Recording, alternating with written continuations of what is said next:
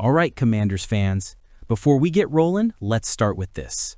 The Washington Commanders are a team on a mission to get better every single week. You can see it in the way Dan Quinn and his staff talk, the way the players train, and the way the front office continues to refine the roster. This is a group that refuses to settle. They're building something real in DC. So, before we dig into what went wrong on Monday night, hit that like button to show your support for this team's growth. Because the truth is, it's not about one loss. It's about fixing the deeper issues that could decide whether this new Commanders era succeeds or stumbles. How you start matters, but how you finish matters even more.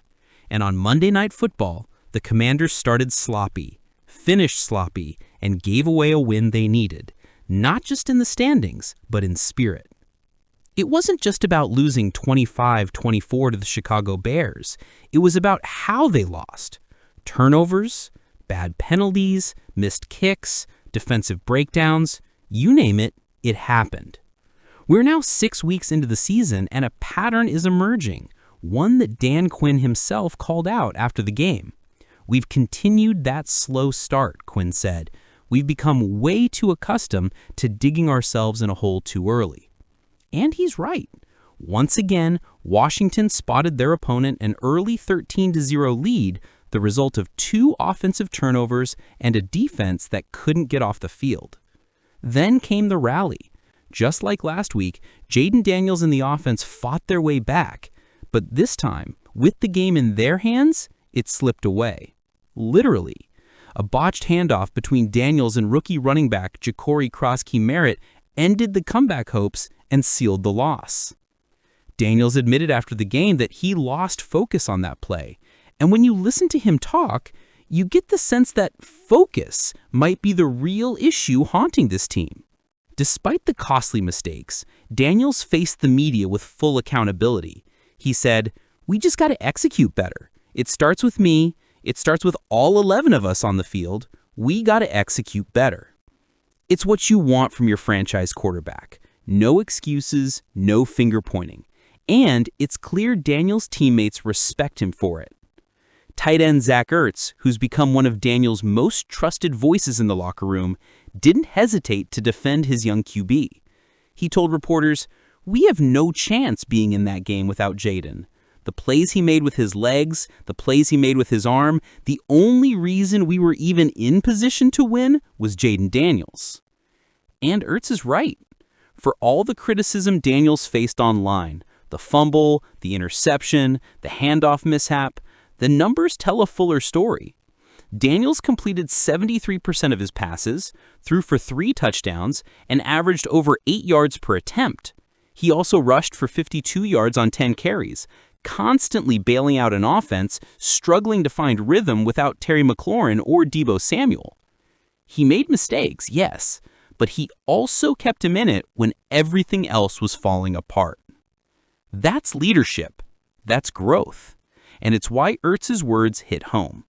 Daniels will always take the blame, but Washington's issues run far deeper than one young quarterback. This game exposed something we've seen too often this year. The Commanders are still learning how to win games like a contender. They're good enough to fight back, but not disciplined enough to close it out. That's what separates playoff teams from the rest. You can sense the frustration in the locker room. Receiver Luke McCaffrey, who continues to impress individually, struggled to even describe what's missing. He said, "We just can't put it all together. It's not effort, we play hard. It's execution, details." And that's the key word, details. When you look at this team's losses, missed assignments, false starts, red zone misfires, special teams mistakes, it all adds up to the same thing. Washington beats Washington far too often. It's not about heart, it's about consistency. So now comes the most important part. What happens next? The Commanders don't have time to dwell on the loss. They've got a short week before flying to Dallas to face the Cowboys in a massive NFC East matchup. And maybe that's exactly what they need. Veteran Vi linebacker Bobby Wagner said after the game, "A short week helps when you lose. you get to go back to the drawing board faster. You win or you lose, you move on. That's what we got to do. Defensive tackle Darren Payne echoed the same sentiment. This is the NFL, man. There will be more games. We got to get this nasty taste out of our mouths, go to practice, and get ready for Dallas. That's the attitude this team needs right now. Flush it, reset, respond. Because while fans might feel the frustration after another winnable game slipped away, inside the locker room, there's still belief, still fight. Now the focus turns to Dan Quinn. This is one of those early season crossroads moments where a coach's voice truly matters. Quinn has done a lot right. He's brought energy, accountability, and toughness back to the franchise. But this is his challenge now, teaching a young team how to sustain that intensity for all 4 quarters. The good news, this roster is built for that. Veterans like Wagner, Ertz, Payne, and Allen have seen it all. They've been through losing streaks, culture shifts, and big game moments. Their leadership will be critical this week in helping the younger players, guys like Jayden Daniels, Luke McCaffrey, and Ja'Cory Krosky-Merritt, move past the loss and keep perspective. This isn't a broken team. It's a team learning how to win the hard way. The defense struggled to get consistent pressure, and the depth along the defensive line was becoming a real concern. But on Tuesday morning, General Manager Adam Peters answered the call, signing former San Francisco 49ers edge rusher Drake Jackson, a player he personally helped scout and draft back in 2022. It's one of those moves that doesn't make national headlines right away, but could end up being a difference maker by season end. Because sometimes in the NFL, success isn't about the splashy move. It's about the smart one. And make no mistake, this is a smart, low-risk, high-reward signing. Why this move makes so much sense? Peters knows exactly what Jackson brings to the table, and he knows how to put him in the right environment to succeed. The Commanders' locker room, especially under the leadership of veterans like Armstrong, Frankie Louvu, and Von Miller, is exactly the kind of place where a young player can rebuild confidence and find his groove again. A win over a division rival. What makes the signing even sweeter? Washington wasn't the only team chasing Drake Jackson. According to reports, the Philadelphia Eagles, yes, those same NFC East rivals, also hosted Jackson for a visit. The Eagles were desperate after veteran pass rusher Zadarius Smith announced his retirement last week. But when the dust settled, Jackson chose Washington. That's a big deal. He had options.